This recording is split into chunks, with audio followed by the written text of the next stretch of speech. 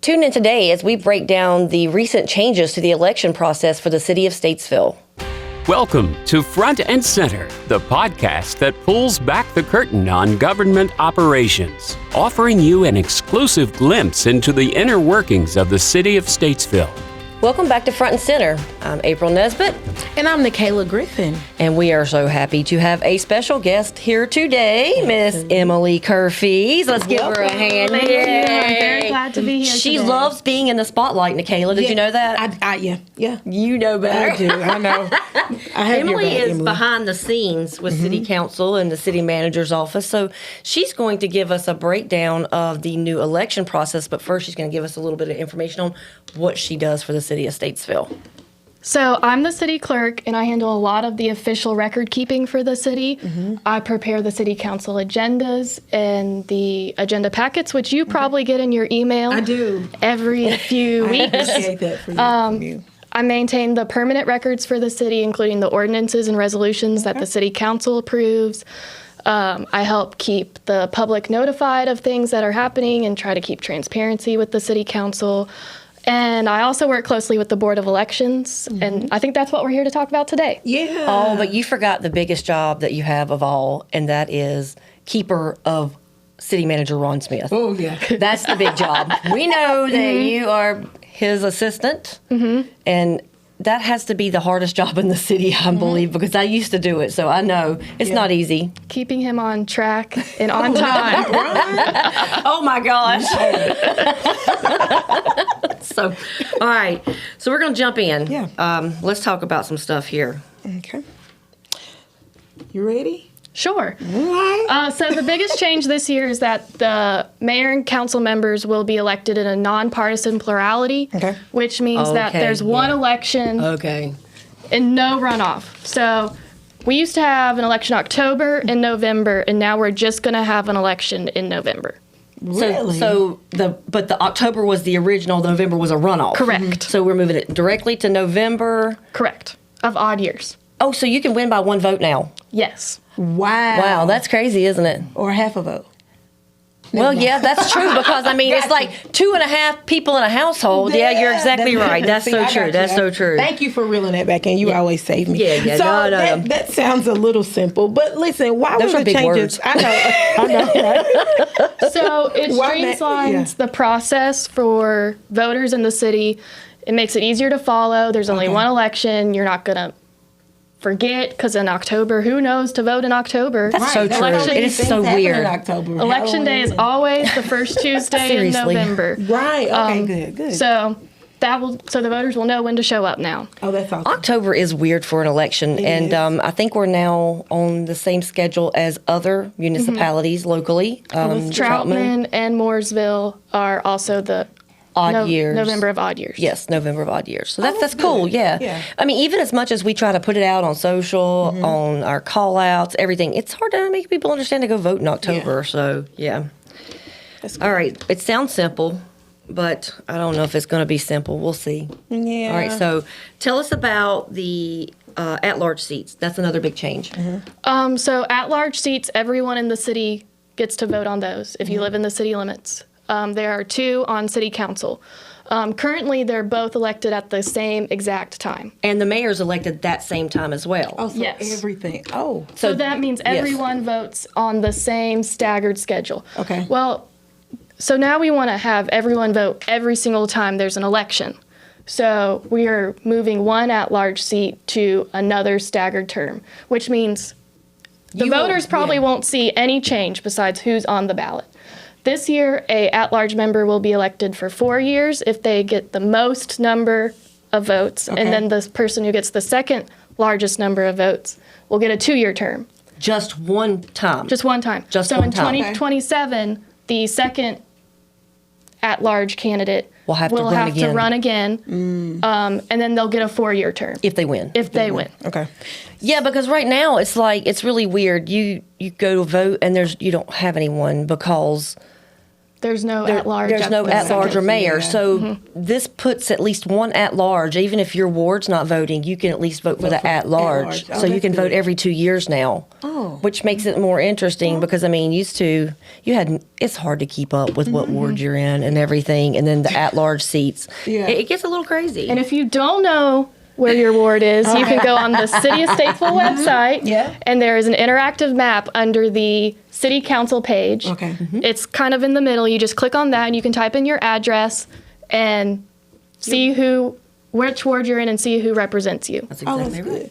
And those wards are important too. I mean, you know, so if people don't know about the wards, can you just tell them just a little bit, like what the ward seat is? So a ward seat is where you're located in the city. There's Okay, 6 good. different wards, and they're broken up by districts based on population. Okay. And those are done every 10 years with the census. Okay, good. So That's in it. 2030, we'll have a new districting map, so you may change wards. Your wards. Okay. It doesn't happen that often, though, honestly. I think they pretty much stay the same. I Okay. think we had one, not this census, but the last we had a change. Okay. And then we also have 6 wards and 2 at large, and then the mayor. So it's a 9-person Okay. council. Yeah. Okay. So that's how it works.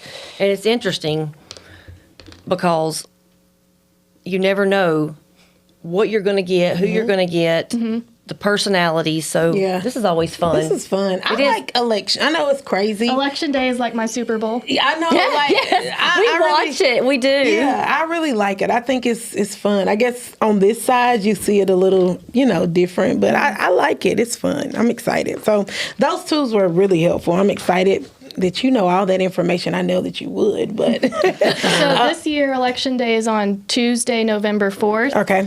The mayor, both at-large members, wards 2, 3, and 5 are up for election. So everyone in the city okay. can go out to vote this year. On what date? No, Tuesday, November 4th. Right. Tuesday, and then we'll November have, we'll be putting out information on where you vote, all the locations You and can go to everything. the State Board of Elections website and you can type in your address and figure out where your polling location is. It'll also give you a sample ballot to see who's on there. Yeah. Oh, that's good. And if That's you cool. want to run for city council, candidate filing opens on July 7th at 8 a.m. and closes at noon on July 18th. Okay, Nakayla, how much do you think it cost to go down there and put your name in the hat to be on council? At least $150. You think? All right. Okay, I know. Fill her in. You're off by quite a lot. I know. Well, I just think that it's such a big position that you just want to. It's $5. $5 for me to be. Throw your name in the hat. Let's go be mayor. I don't live in the city Oh, that's limits. right. That's no fair. I can't do it. Yeah, I am city just on the. I council am on the edge. So for city council, and it's $5. You have to pay $5. You have to be at least 21 years old, and you have to live in the city limits. Wow. And if okay. She's done some research You on have. this. You know your stuff, girl. And if you're running in your ward for a ward seat, you have to live in the ward. $5. $5. Cheaper than a Happy Meal. We gotta talk about some things. Oh my God. She's still a happy meal. Cheaper than I love anything. it. That's true. And well, they got the new $5 meal at McDonald's. So you get $10, you get happy. They finally came back and brought us They the did. $5 They meal did. back. They Lord, did. You all get a that drink. complaining. And the Yeah. snack wraps. Those are Oh, they're tasty. back. Yeah, they're back. You're happy. Okay. I know what to get you for your birthday. Oh my goodness. That's funny. So, okay. what else can you tell? What else do we need to know? Anything else we need to know? I mean, I know this is. We put a press release out, Yeah. and you can read this stuff all day long, but sometimes just hearing it helps people to understand it better. So that's why I wanted to bring you on today, because you gave me all the information. We put the press release out, but sometimes reading through it is Yep. just. Oof. The laws are so confusing. The State Board of Elections is a good place to go if you have questions about state, federal, or county elections, because I don't have any of that information.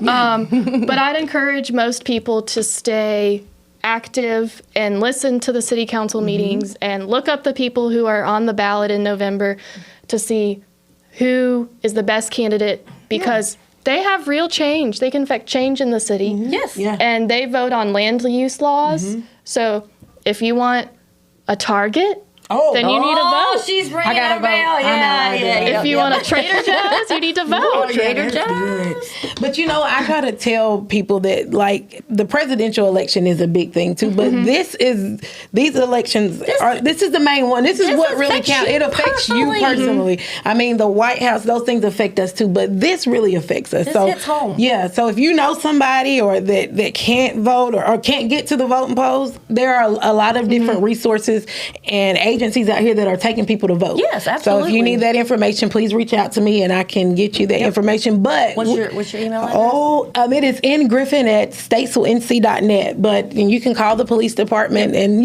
they'll get you the information as well. But if you can't vote, these things matter because then you'll be fussing if you don't get what you want. That's so true. So I mean, if you want to make change, come out and vote. I mean, come out and put your name in the hat. Yeah.